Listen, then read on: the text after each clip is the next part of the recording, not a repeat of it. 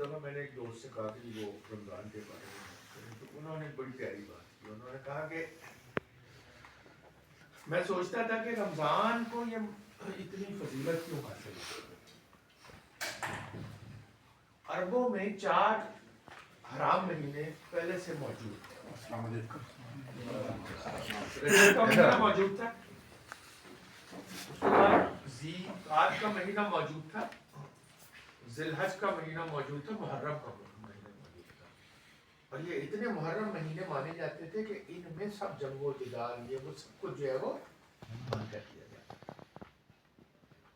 تو اللہ تعالیٰ نے ان 4 مہینوں میں سے اچھا اس کے بعد پھر وہ 4 مہینے ویسے ہی رکھے گئے، حرام مہینے ویسے ہی رکھے گئے اسلام میں بھی.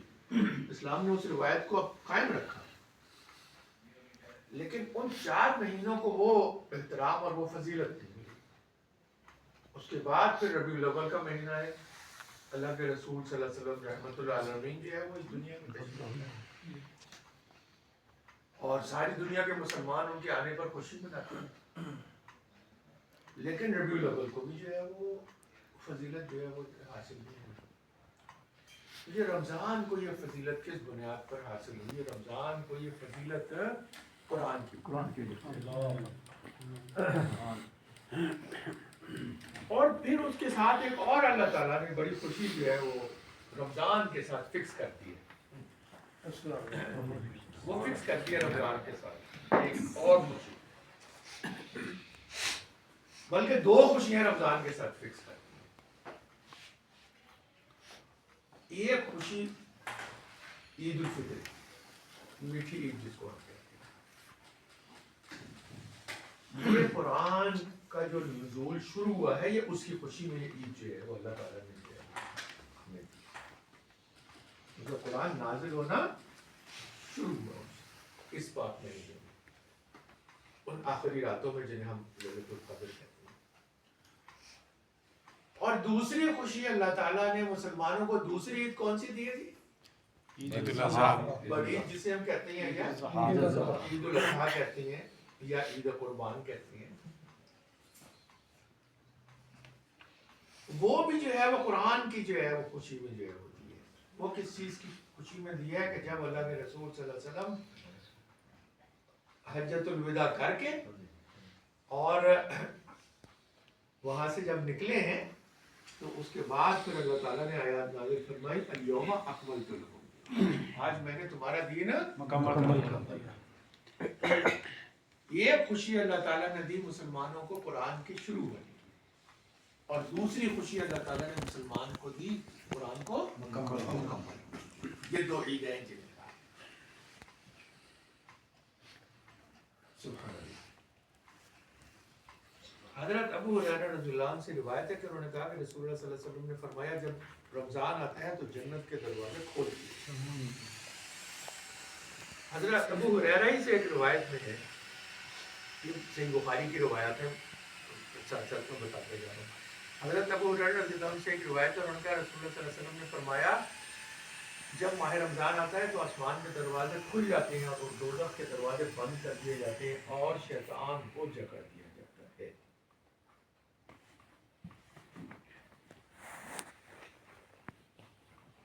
ایک اور بڑی جو ہے خاص بات حضرت ابو ہریرہ رضی اللہ عنہ سے روایت ہے کہ رسول اللہ صلی اللہ علیہ وسلم نے فرمایا جو شخص اللہ کی راہ میں بار بار خرچ کرے گا تو اسے جنت کے دروازوں سے بلایا جائے گا اور فرشتے کہیں گے کہ اے اللہ کے بندے یہ دروازہ بہتر ہے. پھر نمازیوں کو نماز کے دروازے سے بلایا جائے گا، مجاہدین کو جہاد کے دروازے سے آواز دی جائے گی. صحیح بخاری کی حدیث ہے. اور روزے داروں کو باب ریان سے پکارا جائے گا. روزے داروں کا جو دروازہ ہے اس کا کیا نام ہے؟ باب ریان. اور صدقہ دینے والوں کو صدقے کے دروازے سے جو ہے وہ اندر آنے کی دعوت دی جائے گی. حضرت ابوبکر رضی اللہ عنہ نے یہ بات سنی تو فرمایا کہ رسول اللہ صلی اللہ علیہ وسلم میرے ماں باپ آپ پر قربان ہوں، جو شخص ان سب دروازوں سے پکارا جائے گا تو کیا اسے کوئی اور ضرورت نہ ہوگی؟ تو کیا کوئی شخص ایسا ہوگا جو ان سب دروازوں سے جو ہے وہ پکارا جائے گا؟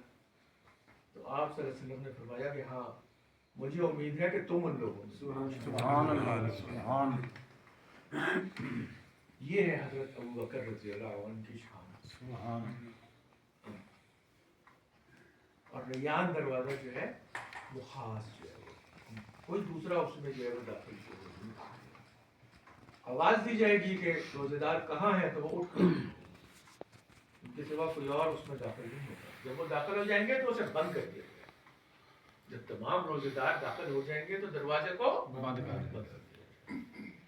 8 दरवाजे हैं जन्नत के, उसमें से बाब रैयान सिर्फ रोज़ेदारों के लिए, चाहे वो पिछली उम्मतों के लोग थे, उनमें भी रोज़ा था किसी न किसी सूरत में। जो नेक लोग थे, अंबिया के सही पैरोकार, सच्चे पैरोकार थे, मोमिन लोग थे, तौहीद पर और रिसालत पर ईमान करने वाले लोग थे, या आज की हज़रत मोहम्मद सल्लल्लाहु अलैहि वसल्लम की उम्मत से। जूस पी ले, पानी पी ले, चाय पी ले, लेकिन सहरी जो है वो उसमें खास अल्लाह ताला ने फरमाया कि इसमें बरकत है। सुभान। बाकी इफ्तार के टाइम पर तो आपको पता है कि अल्लाह ताला ने फरमाया कि अस्सौमु ली, हदीस कुदसी से कहा जाता है, जो बात अल्लाह ताला की जुबान से हज़रत जिब्राइल अलैहिस्सलाम ने आके हज़रत मोहम्मद सल्लल्लाहु अलैहि वसल्लम को बताई कि ये अल्लाह ताला ने यूँ फरमाया है, और फिर अल्लाह के रसूल सल्लल्लाहु, ठीक है ना।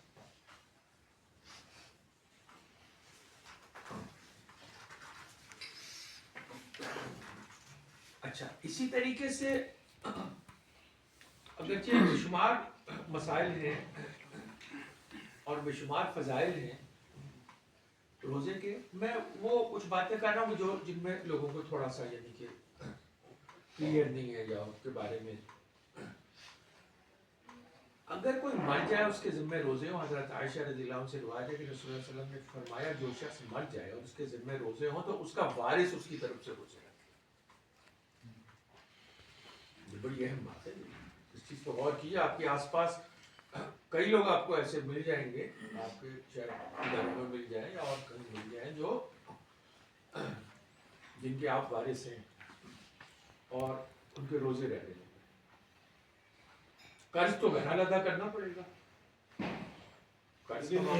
इधर एक बड़ा और नाजुक सा मामला भी तो आ जाता है कि अगर वारिस अपने वालिद के रोजे रखता है या रखेगा जी जी, तो वो उसके रोजे कौन रखेगा? नहीं, कज़ा रखेगा, कज़ा रखेगा बाद में, रमजान के बाद कज़ा रखेगा, कज़ा रोज़े रमजान में नहीं होते। कज़ा रोज़ा जो है वो रमजान में नहीं होता। अच्छा, फिर इसमें इसी तरीके से ये भी चीज़ है कि कज़ा रोज़े की नियत वो भी ऐसी करनी पड़ेगी कि अगर बहुत सारे रोज़े कज़ा हो गए, नई आदमी को जो है वो याद, और फिर उसने तौबा की और उसको अल्लाह ने जो ये तौफीक दी कि वो रोज़े रखे, तो ये दुआ करे या ये नियत करे कि जो मेरा पहला रोज़ा जो है वो रह गया था ना जी, वो मैं उसको जो है वो अदा कर रहा हूँ। यही नमाज की है कि अगर बहुत सारी नमाजें खुदा न खास्ता किसी की रह गई हैं, बाद में अल्लाह ताला ने उसको सही रास्ता दिखा दिया, उसको हिदायत दे दी, तो फिर उसने ये नियत करनी है कि जो मेरी पहली नमाज फजर की रह गई थी ना, वो जो है वो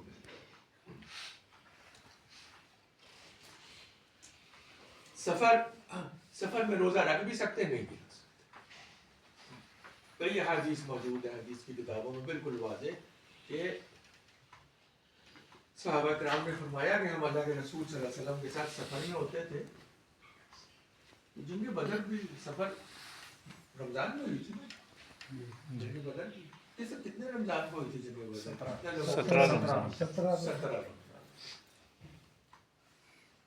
तो सफ़र भी हुआ था मदीने से लेके बदर तक का 150 किलोमीटर का सफ़र था। उसको 150 किलोमीटर का सफ़र आप समझ सकते हैं कि अच्छा भला सफ़र बनता है। कई दिन का सफ़र बनता है, एक दिन का सफ़र 150 मील है, 150 मील है, तकरीबन 250-250 किलोमीटर। 250 किलोमीटर जी, उससे ज़्यादा हो गया, 150 मील।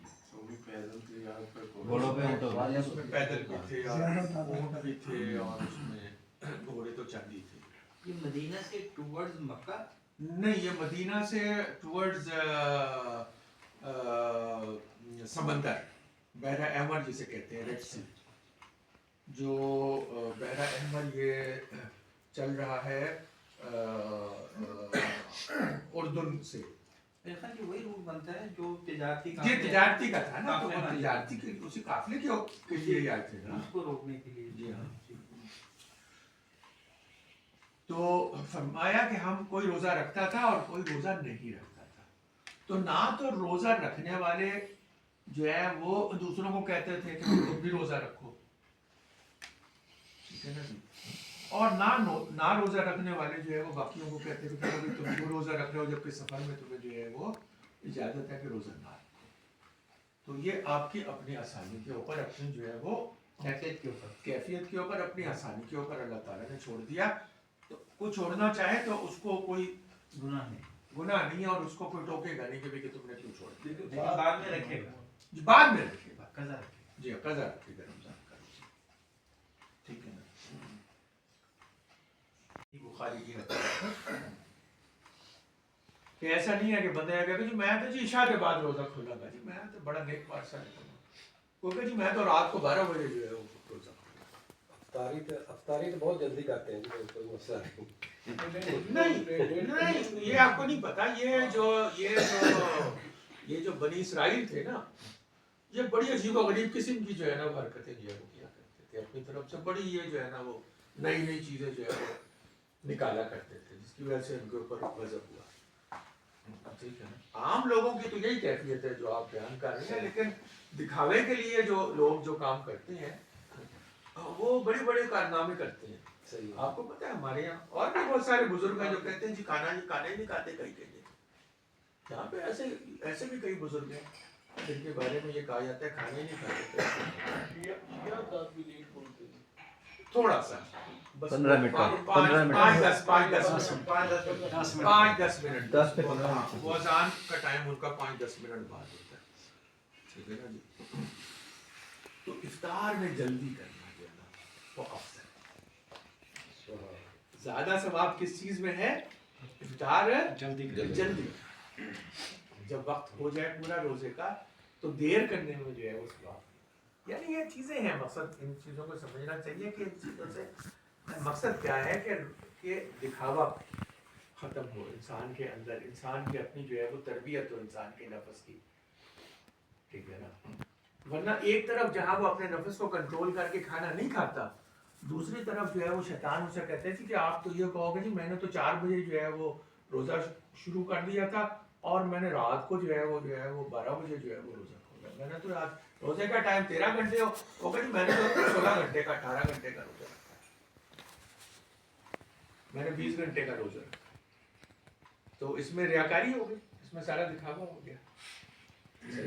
تو اس لیے یہ ساری چیزیں کلیئر کر دی ہیں کہ روزہ جو ہے وہ کس کے لیے رکھنا ہے؟ ہم نے اللہ کے لیے رکھنا ہے. اور کیسے رکھنا ہے؟ جیسے اللہ کے رسول صلی اللہ علیہ وسلم نے رکھا ہے. اپنی طرف سے نہیں کوئی جو ہے وہ اس میں جو ہے چیز جمع تفریق نہیں کرنا. ہاں جمع تفریق نہیں کرنا. جی ٹھیک ہے. یہ بات بھی اصولی طور پہ سمجھ لیجیے کہ زکوٰۃ